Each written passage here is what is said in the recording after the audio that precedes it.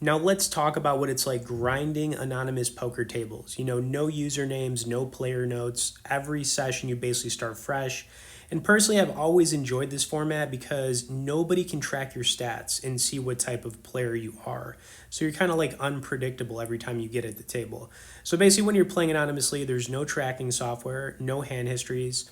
So you can't rely on knowing who's tight or who's a maniac. It's just you versus the patterns in front of you. And grinding these tables forces you to sharpen your fundamentals, pay attention to bet sizes, board textures, and timing. Are they going for value? Are they bluffing? You've got to figure it out hand by hand. And really, to do good at this format, you need discipline.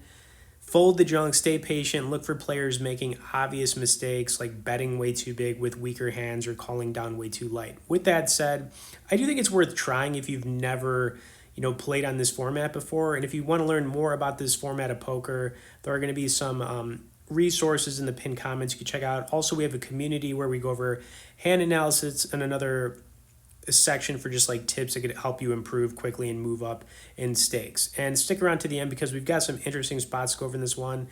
And let's get into these hands. Also, if you have any questions, comments, things like that, feel free to message me and I'll get back to you. But yeah, this one's going to run for probably like about 15 to 20 minutes. And we're going to have a kind of just like a big all-in coming up here. But the other thing too about playing anonymous tables, and this is from what I've experienced, it takes like 20 to 30 minutes to figure out how people are playing anyways. So once you've been sitting long enough, you start to pick up on what people are doing, you know what I'm saying? So it's not like even though nothing can be tracked because there's no player usernames or whatever, you can still pick up on how people are playing, right?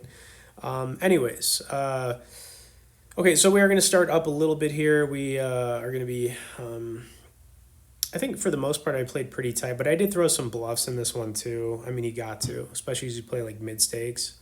It's a little bit different than playing like, the lower games. The nice thing about playing these mid stake games though is that bluffing is a lot more effective, because there's just more that's involved, right? It's a lot different, if you're going to, put somebody just like put 500 in there as opposed to like putting 50, playing like a 50 piece game, as I would say. It's just different. So all I'm saying is like as you move up in stakes, bluffing does become more effective overall, you know what I mean? So anyways, all right, yeah, so just fold in the junk to start off here. Not really doing anything out of line just yet. All right, we got a queen 7 suited on the button here. This is obviously a raise. Gonna raise it up, sprinkle it a little bit. A little 1250 piece.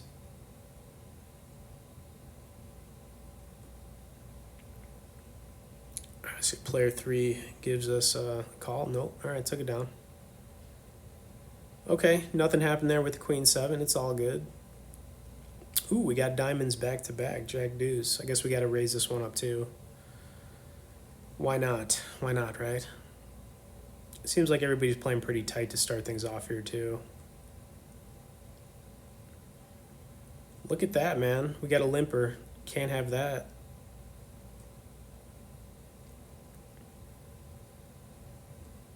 All right, back to player 2 here. See if anybody wants to do anything. Now, if we get raised, I was gonna say if somebody like raises us here, I'd probably still make this call. We're pretty deep in this. Plus, I like to open things up. Like I said, stay unpredictable. But we can't make that. We can't do that right there. We're gonna have to give it up there. I'd imagine player 3 is gonna fold as well. I guess player 5 had a monster and he just limped into it, which is kind of funny. I mean, you do see that every once in a while. But that one didn't work out for him. All right, King Jack. This hand was so bizarre. All right, so we got a King Jack suited. Obviously, we're going to raise this up. If anybody raises us, obviously we're still going to make a call. We're suited. Now, when King Jack is offsuit, it is definitely like garbage. But when it's suited, it's completely different. All right, so player 5 kind of timed out right here, so he's out of the hand. Maybe he needed a bathroom break or he went to go grab a sandwich or something, you know what I'm saying? But whatever, he's gone. And it's actually a pretty good flop. Like, for a lot of different reasons. All right, so I mean, we flopped the straight flush draw. We need the 10 of spades for the straight flush. We have second pair here, still with a flush draw if the 10 doesn't peel off, and straight draw, second pair, very draw heavy board. Anyways, he made the call. Turn card was a 6, didn't really change anything, but I just kind of felt like we should probably continue building this because there's just so many ways we can get there on the river. So yeah, I went with 30 here. He is going to, don't know if he raises us here. He might. No, he just calls. River card was a 3. So a lot of stuff missed. I actually just went for a bluff here. Like a really, this was like a bluff that I was just imagining this guy's not going to call, right? Because of the way he played it, we're blocking a lot of the straights. You know, we have a king, so king 10. He called us so quickly, and guess what? He lost. Now, I don't know if that was a misclick. That's what I've been trying to figure out. Maybe he had like jack 10. I was thinking he had jack 10, and he was blocking the straight. And maybe he thought I was bluffing right there just because of how I played it. But we somehow won with a pair of jacks right there, and I was like, honestly, just so baffled by that. But I'm not complaining, guys. I mean, it definitely worked out. You know, he called pretty quick, so I'm thinking maybe he just thought we were bluffing and he had jack 10. That makes a lot of sense to me. Because if he was blocking the straight, he's probably like, what is this guy doing this with? Is it just a straight bluff? And it wasn't a straight bluff, but it obviously wasn't the nuts. So I have no idea. But, that was, I guess that was just like a hero call kind of thing. Worked out for us. And like I said, man, I'm not complaining about it whatsoever right there. And that's kind of a thing there too, guys. Like,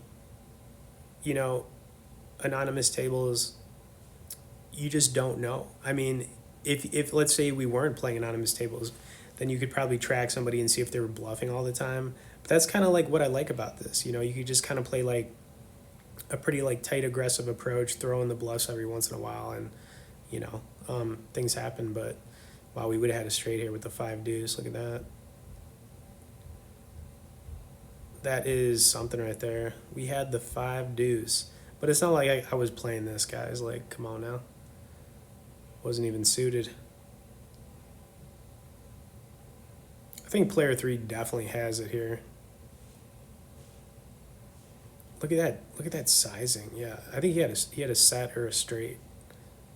That's kind of what that felt like right there. If I'm being, real about it. All right, so another interesting hand here. We had a king 10 suited, gonna raise it up. And if somebody raises us, which everyone's been playing pretty tight at this table, we're definitely gonna make a call. Because once again, we're so deep in this. King 10 suited can crack a lot of big hands. And, I'm definitely not going anywhere. But yeah, this one was pretty interesting.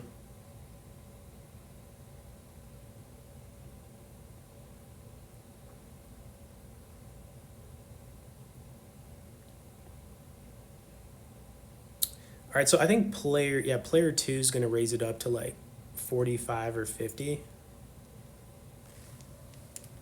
I want to say it was something like that. Yeah, 45. All right, we're going to make a call. We're going to see what happens here. We are not afraid.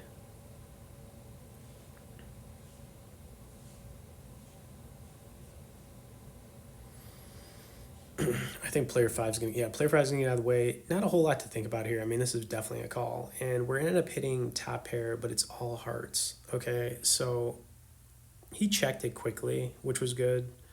I'm going to check it back. Kind of just hoping to go to showdown at this point. Turn card was a jack. Gives us a straight draw. Don't really know how good I feel about it.